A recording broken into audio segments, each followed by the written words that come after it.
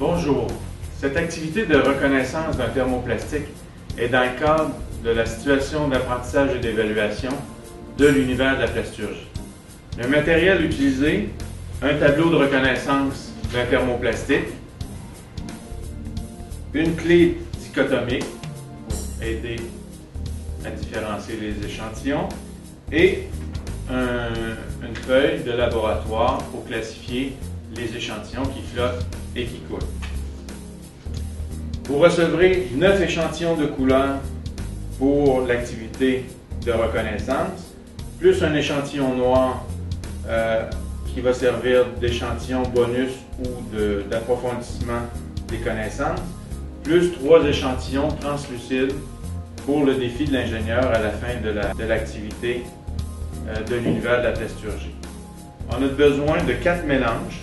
Un mélange d'eau, un mélange d'eau-éthanol, 40% d'éthanol, 60% d'eau en masse, un mélange d'eau salée, il y a 70 g de sel pour 1 litre d'eau, ce sera notre référence, donc on va avoir une densité de 1,07, et de la glycérine. On a besoin d'une torche à souder ou d'un brûleur, d'un fil de cuivre, des pinces et bien entendu des échantillons. Aujourd'hui, on va utiliser les échantillons non colorés, donc vierges, pour effectuer nos différents tests. Donc on commence par couper un morceau de chaque échantillon.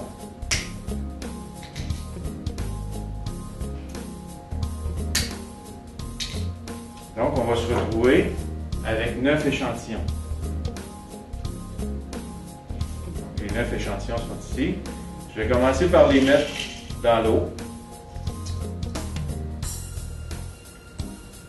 Et je retrouve 3 échantillons à la surface de l'eau qui flottent.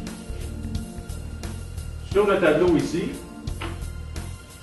on a les différents échantillons, les 9 échantillons qu'on a entre les mains, avec leur masse volumique chacune, et la densité ici de l'eau, à presque 1. Donc par rapport au PET, la densité est supérieure à l'eau, donc l'échantillon va couler. Le PEHD, la densité est inférieure à l'eau, il va flotter. Le PVC va couler. Le PEBD, aussi, sa densité est inférieure à l'eau, donc il va flotter, ainsi que le PP. Donc, on va se retrouver avec nos 3 échantillons à la surface de l'eau. Les autres vont simplement couler parce que la densité est supérieure à l'eau.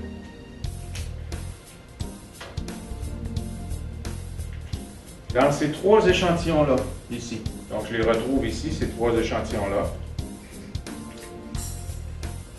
on va faire un deuxième test pour identifier lequel est lequel.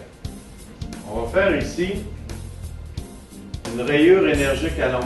On va aller voir une trace visible ou une dépression pour ces 3 échantillons-là. Ici, on va en retrouver pour le PEHD, beaucoup pour le PEBD et presque pas pour le Polypro. Donc, je reviens ici. Je vais d'abord vous le présenter avec des tubes pour mieux voir. Donc, si je prends le rouge, j'essaie de l'égratigner. Pratiquement pas aucune trace de mon ongle. Donc, Polypro.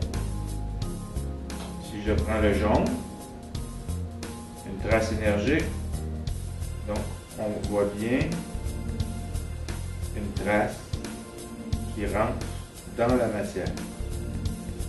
On va se retrouver avec le PEBD. Et le gris ici, une trace, mais beaucoup moins que le PEBD. Je peux le refaire avec nos échantillons vierges, non colorés. Donc ici, j'essaie de l'égratigner. Presque rien, ça va être mon Polypro. Ici, je l'égratigne. Vous voyez une grande trace Donc ça va être mon PEPD. Et celui-ci, une trace, presque pas visible. Il y en a une comme PEHD. Si je suis dans le doute encore un petit peu, je peux utiliser mon deuxième mélange. Donc mon mélange d'eau éthanol va me donner une densité de 0,937. Ici, c'est 0,937. Le PEPD va flotter aussi. Le Polypro va flotter aussi. Et mon PEHD, ici, comme la densité est supérieure à celui-ci, il va couler.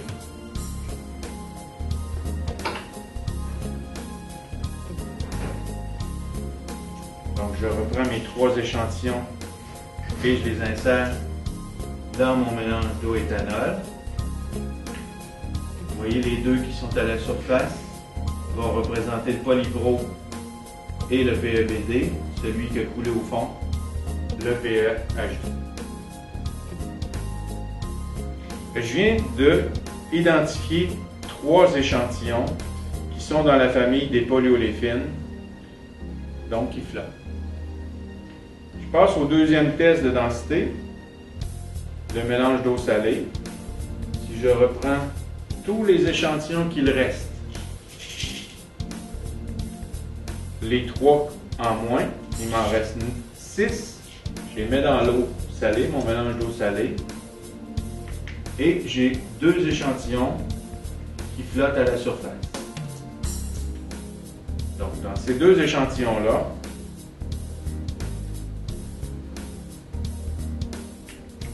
si on regarde notre tableau, mélange d'eau salée, donc bien sûr, ceux-là continuent à flotter. On se retrouve avec 2 nouveaux qui vont flotter, qui est le polystyrène et l'ABS, puisque leur densité est inférieure à notre mélange d'eau salée à 1,05. De quelle façon qu'on va pouvoir reconnaître un et l'autre? On vient voir ici. Donc la différence va être dans notre essai de rupture.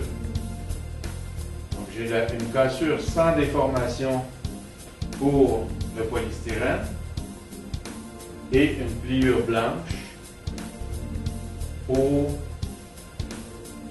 l'ABS.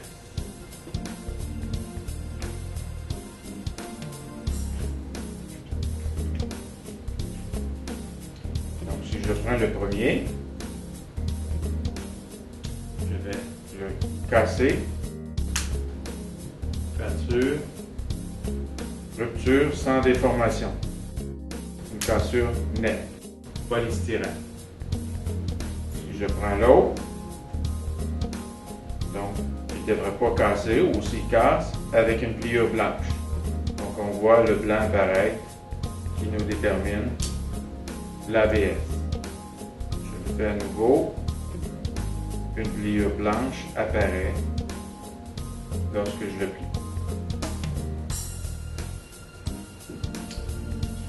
Il nous reste maintenant 4 échantillons.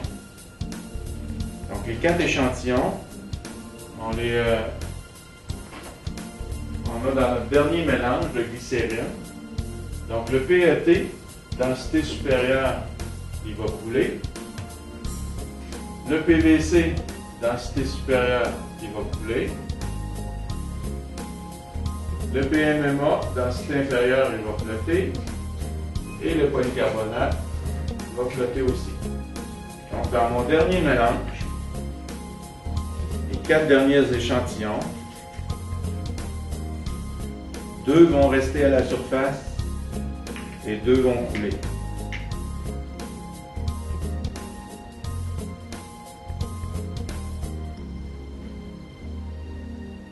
On prend soin d'enlever les bulles comme il faut autour de l'échantillon pour que les 2 qui doivent flotter remontent et les 2 autres vont couler. Je vais prendre à nouveau mes 2 échantillons ici qui flottent. Donc je me retrouve avec ces 2 échantillons-là. Les 2 qui flottent. Je suis en présence du PMMA ici qui flotte, et du polycarbonate. Comment les identifier tous les deux? Le PMMA va avoir une cassure sans déformation comme le polystyrène et le polycarbonate va avoir une pliure tout simplement. Donc lequel est lequel? Si lui éclate, c'est le PMMA. Je le refais à nouveau. Je le casse. Donc celui-ci c'est le PMMA. Et normalement, le polycarbonate, pliure, il plie sans casser. Polycarbonate. Maintenant, il me reste les deux échantillons qui sont au fond, donc qui coulent dans la glycérine.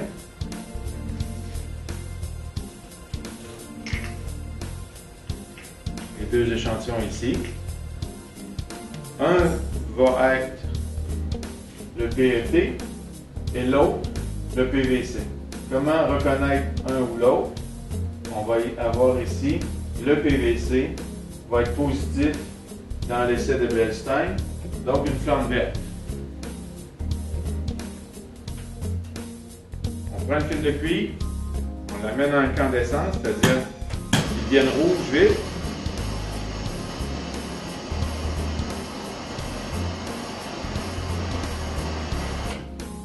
On va chercher du matériel sur une des deux éprouvettes.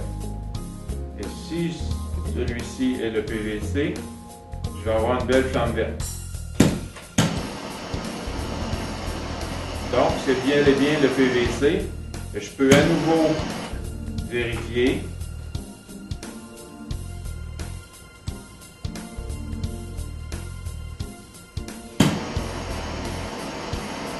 Donc, c'est bel et bien mon PVC. Si je fais partir tout le PVC, je vais essayer l'autre matière qui serait le PET. La flamme ne devrait pas être verte.